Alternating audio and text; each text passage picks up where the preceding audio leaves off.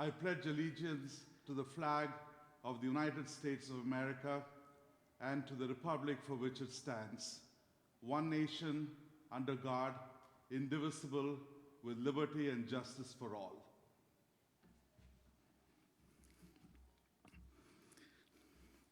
Good morning, middle school. Welcome to our first middle school chapel of the year. So before I introduce today's chapel speaker, I have a request for you. As tempted as you might be to hit the fast forward button on your computer screen, I'm going to ask you not to do that. Like with all of our chapels, we make important announcements during chapel, and it would be helpful to you if you listen to the entire chapel, starting with the opening song. Now on to our announcements.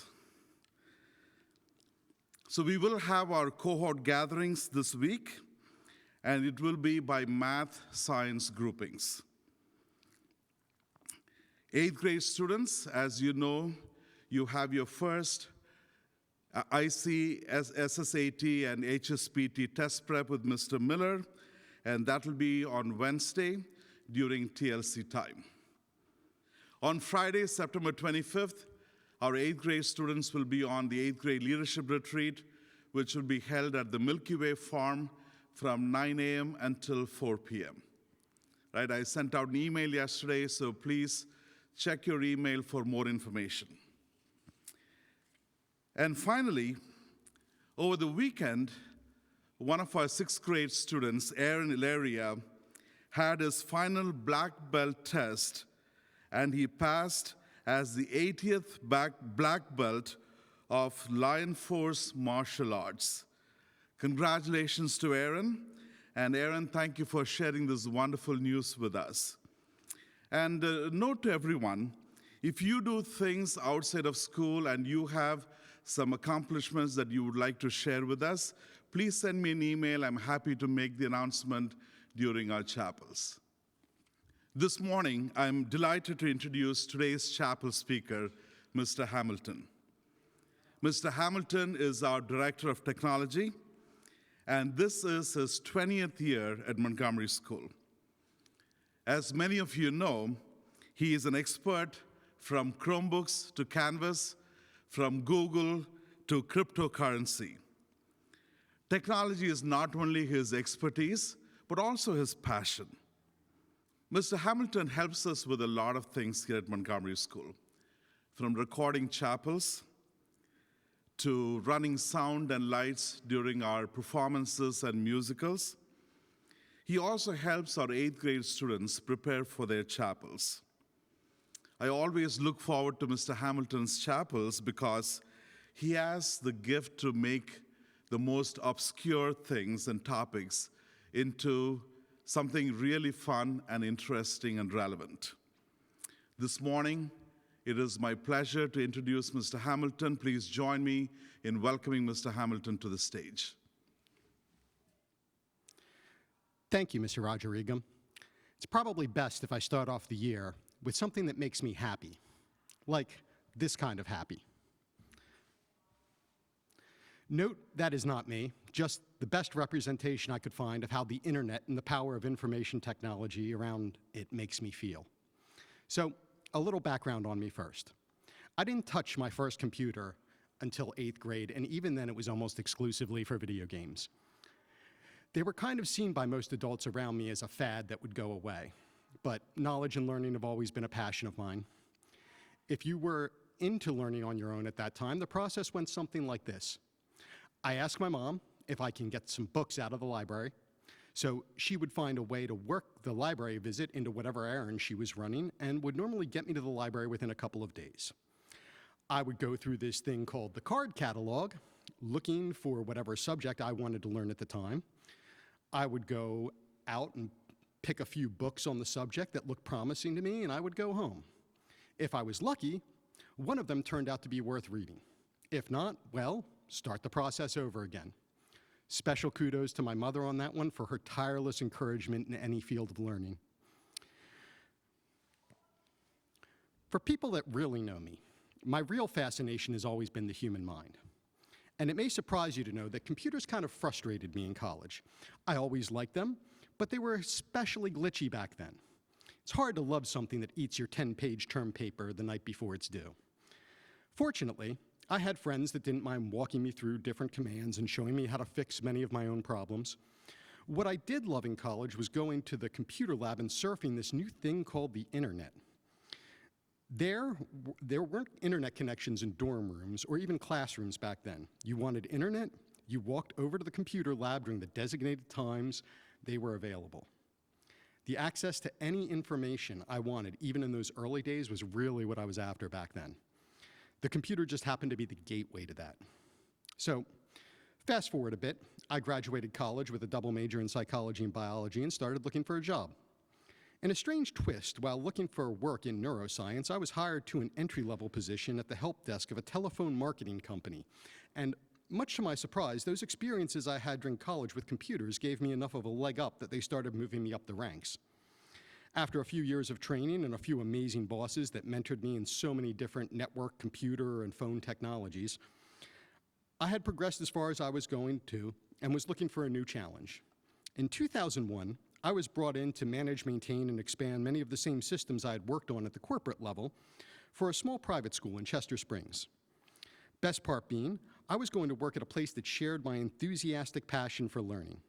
It was like I had found heaven, except they called it Montgomery School.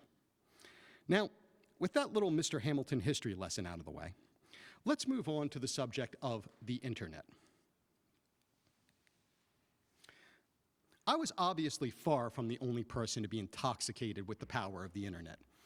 The map above starts when I was a freshman in college and shows every underseas cable run from then until just a few years ago.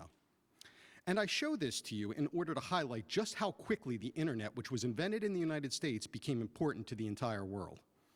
But in order to truly appreciate what's going on here, you have to ask a couple of obvious questions.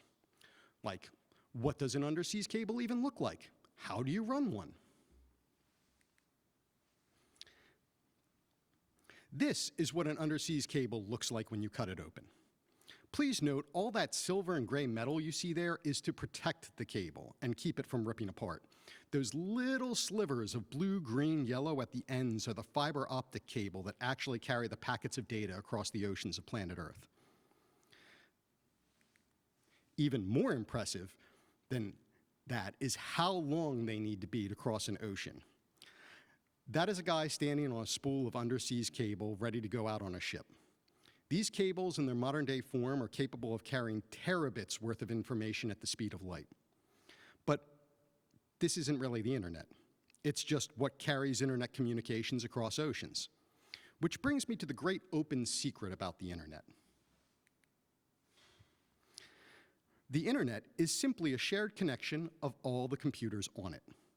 When you use, say, Snapchat, what you're really doing is using your internet connection to get to Snapchat, the company, which has computers set up that deliver your messages to you when you connect to their computers, also known as servers.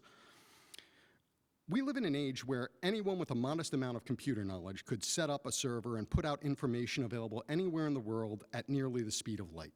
These can be text, pictures, sound, video, VR. So if the internet is just a collection of computers and connections to computers, why is it so powerful? Allow me to bring in young Steve Jobs to explain the power of a computer. I think one of the things that really separates us from the high primates is that we're tool builders. And I read a study that measured the efficiency of locomotion for various species on the planet. The condor used the least energy to move a kilometer. And humans came in with a rather unimpressive showing about a third of the way down the list. It was not too proud of a showing for the crown of creation. So that didn't look so good, but then somebody at Scientific American had the insight to test the efficiency of locomotion for a man on a bicycle. And a man on a bicycle, or a human on a bicycle, blew the condor away, completely off the top of the charts. And that's what a computer is to me. What a computer is to me is, it's the most remarkable tool that we've ever come up with. And it's the equivalent of a bicycle for our minds. Thank you, Steve. That was over 30 years ago. We don't have bicycles anymore. By his own analogy, we carry F1 race cars and jet airplanes in our pockets. Did I mention you could time travel on the internet? This is a 5 megabyte hard drive being loaded into a plane in 1956. It would take well over 10,000 of these to equal what came in my smartphone. We have thousands upon thousands of times more history available through our phones than was in that library I went to as a kid. And some of my favorite history is in quotes. Pretty amazing that Tesla said that in 1926. When I was growing up, this guy was considered by most of my teachers to be the highest level of crazy, even though he invented the concept of AC current. And he was considered crazy because of statements like this. Now, whenever I hear that someone is crazy or odd, I find myself searching for clues to see if they're just smarter than everyone else. Maybe there are things I could learn from them. Disclaimer, there are some downright crazy people in the world, so don't get too close until you're sure. If there is one thing my psychology background taught me, it's that our minds are scary easy to manipulate, but it's also what makes them amazing. Context changes the way our minds perceive things. Two completely opposite motions in the same image. The really interesting part is a computer cannot do what you are doing right now in your head, going back and forth between two different perceptions of the animation in front of you. The math behind a computer will tell it the dancer is spinning clockwise or counterclockwise, but a human mind is far more suited to actually understand how it can be both. Computers are very rigid in their thinking. We're more flexible. I have yet to see a computer program that can take in context anywhere close to what our human minds can. In other words, whatever it is you're taking in through your 5 senses, in this case, sight, can instantly change meaning for us based on what's around it. Which is also where the real power of these tools come into play. Case in point. I can change the Rocky III promo from hardcore boxing movie to a progressive romantic comedy just by adding a hand. Or,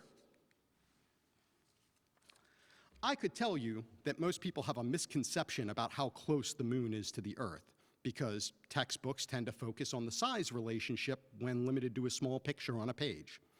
And I can try and explain how large that misconception is, or simply show you this 3-second animation.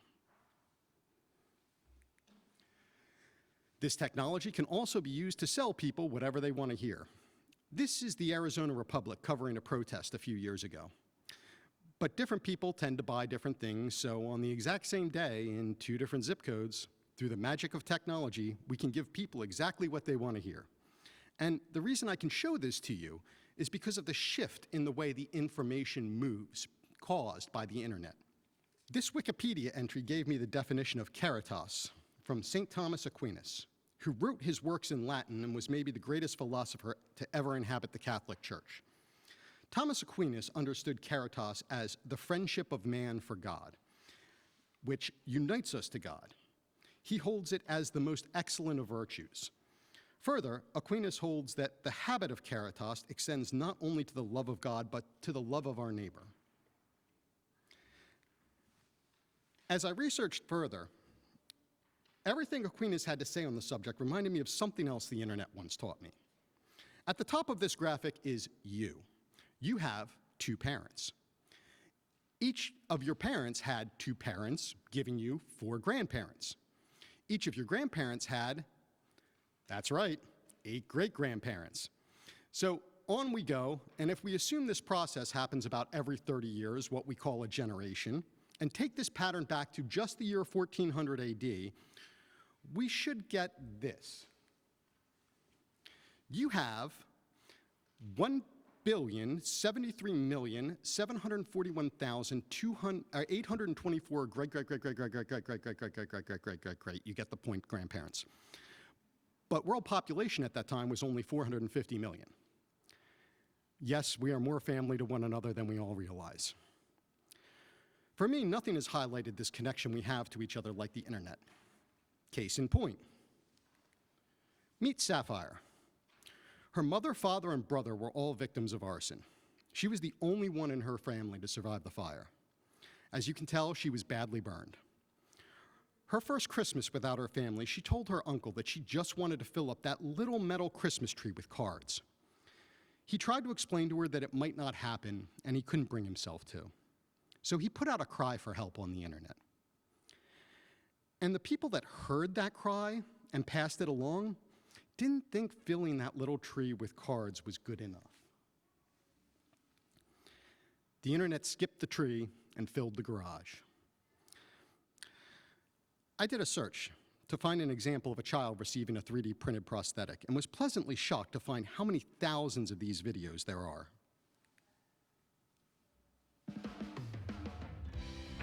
Here's your next frozen arm. So if you want to try it on? Yeah? Students at Siena College presented Carissa Mitchell with a Frozen-themed prosthetic arm.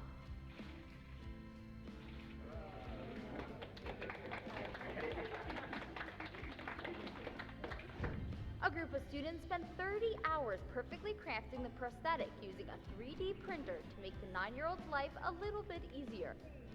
With the prosthetic, she'll be able to grasp things, shake hands, and clutch stuffed animals. It feels like I have a real hand. It's really cool. Snowflakes are carved in it, and then my name is on it with a little crown. Carissa was born with most of her wrist and right hand missing. It's taken over a year working with her to customize the prosthetic. Not only will Carissa now be able to grasp things with her new Frozen prosthetic, she'll be looking trendy and fashionable at the same time. Prosthetics, or fake limbs, used to be incredibly expensive. And even the ones that didn't work and were just there for the look cost thousands of dollars. And I know for all you students, this is just the world you live in. But to anyone who saw someone struggle with this type of disability, it's a miracle. All right, one last miracle, and this one is shockingly common too. I found a bunch of these stories throughout many countries and settled on the story of this girl named Bethlehem. She grew up in Harar, Ethiopia, in what we would consider a very poor community. Bethlehem considers herself lucky to be one of the few students at her school to have a computer at home growing up. She used this computer to teach herself programming. Bethlehem had 7 software patents by the time she was 17. All of them involved bringing more technology services to her community, especially schools. Which brings me to my main point today. Our ability to share information has had an effect on everything we do. In many ways, it's downright intimidating in today's world. The 1956 gold medal performer wouldn't even make the cut today. How can you expect to ever compete with that? And that's the problem with being able to take in information like this so quickly. You see the jump, but not the years of discipline and diet and training that preceded it. When I told you about Bethlehem, I'm sure at least a few of you were secretly thinking to yourselves, I wish I was that gifted at programming. But would any of you really want to grow up in a poor part of Africa where all you had to play with was a very old and slow computer? In effect, the internet can make things look easier than they are, even as it allows you to learn things more easily than any generation in history. So, how should you be using the internet? I had to think long and hard about this one. Everyone has different interests and motivations.